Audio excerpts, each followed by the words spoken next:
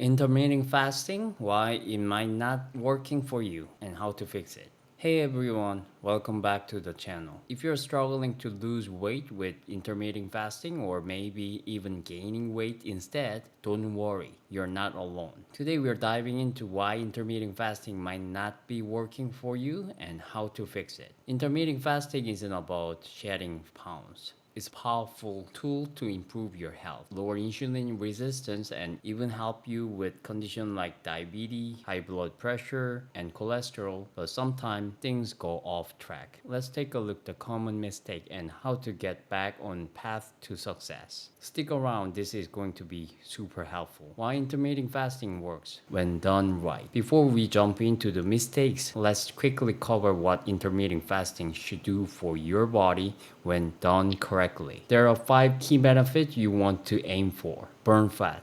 This is a big one. Your body should be tapping into stored fat for energy. Maintain your metabolic rate. Your metabolism shouldn't slow down. If it does, weight loss becomes harder and you might face the dreaded yo-yo effect. Reduce insulin resistance. Lowering insulin resistance is a core goal of fasting. Helping your body manage blood sugar better. Losing muscle while dieting can tank your metabolism, especially as you age, so keeping muscle is crucial. Boost growth hormone.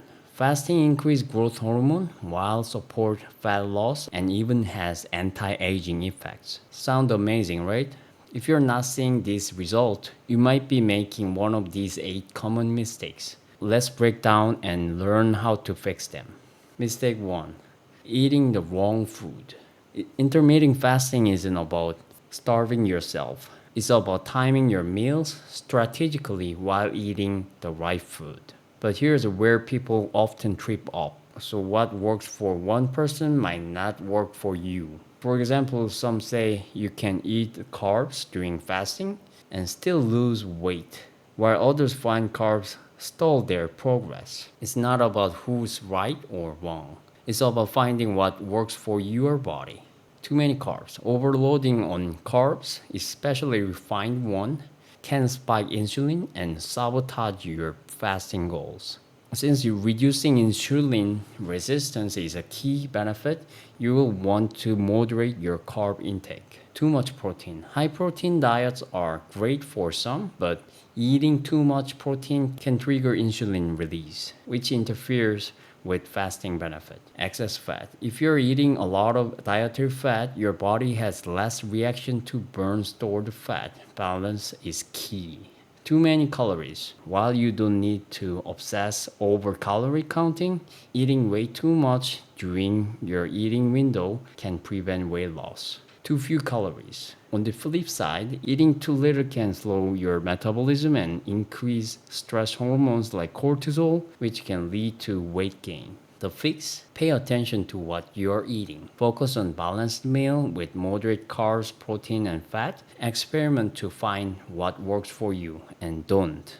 And don't just follow someone else's plan blindly. Hydration is non-negotiable during intermittent fasting. Water helps curb hunger, supports detoxification, and keeps your body running smoothly. Coffee and tea are fine, but they don't replace water. You also need minerals like salt or electrolytes to help your body retain water properly. Dehydration can trick you into thinking you are hungry when you are actually just thirsty. The fix? Make it habit to sip water throughout the day.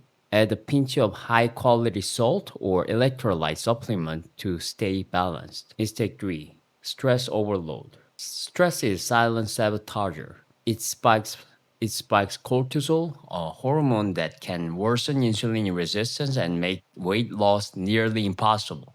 Mental stress, like work or family pressures, is bad enough, but physical stress, like overexercising, can also cause problems. The fix? Find ways to manage the stress, like meditation, deep breathing, or a relaxing hobby. And don't push your body too hard with intense workouts if you are already stressed.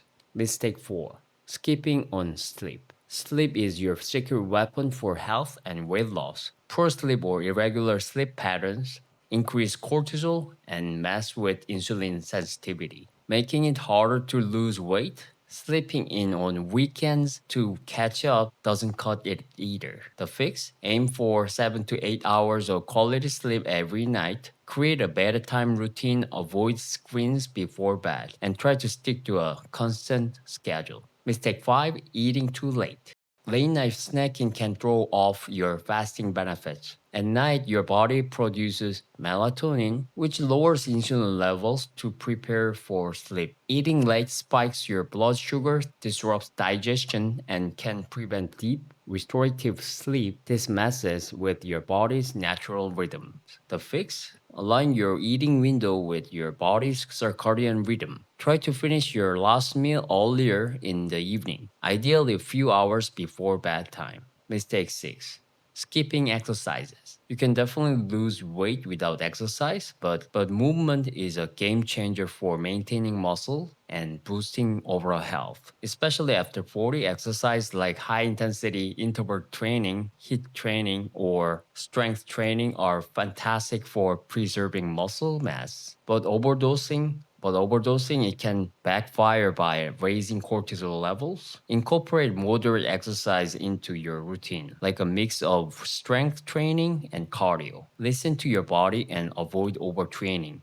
Mistake 7: being too rigid. Following a strict fasting schedule like eating at the exact same time every day can stress you out mentally and even reduce the benefits. Your body adapts to repetitive patterns, which might make fasting less effective over time. For example, if you usually eat breakfast, skipping it might work better for weight loss. If you're a dinner person, fasting in the evening could be more effective. Mix things up. Try one meal a day, OMAD sometimes, or experiment with a 3-day fasting occasionally. Flexibility keeps your body guessing and reduce stress. Mistake 8: starting too intense. Jumping into a 16-hour fasting on day 1 is a recipe for burnout. If you push too hard too soon, you might feel hungry, anxious, or irritable, which can derail your progress. Intermittent fasting is a lifestyle, not a crash diet. The fix?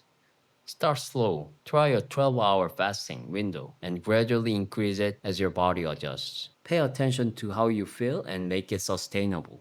Bonus tip: watch out for sweeteners and coffee. Artificial sweeteners, things like aspartame, can trigger insulin spikes and even contribute to weight gain. Even natural sweetener like stevia can cause issues if overdosed, as they may trick your body into releasing insulin. Coffee. Coffee breaks your fast, and even black coffee can raise cortisol level in some people, especially if you're sensitive. If coffee disrupts your sleep or makes you jittery, cut back. The fix? Skip artificial sweeteners and limit coffee, especially in the morning or late at night. Opt for water or herbal tea instead. Final thought: intermittent fasting is a powerful tool, but it's not about blindly following rules. It's about understanding how it works for you. Keep those 5 keys benefits in mind: burn fat, maintain your metabolism, lower insulin resistance, preserve muscle volume,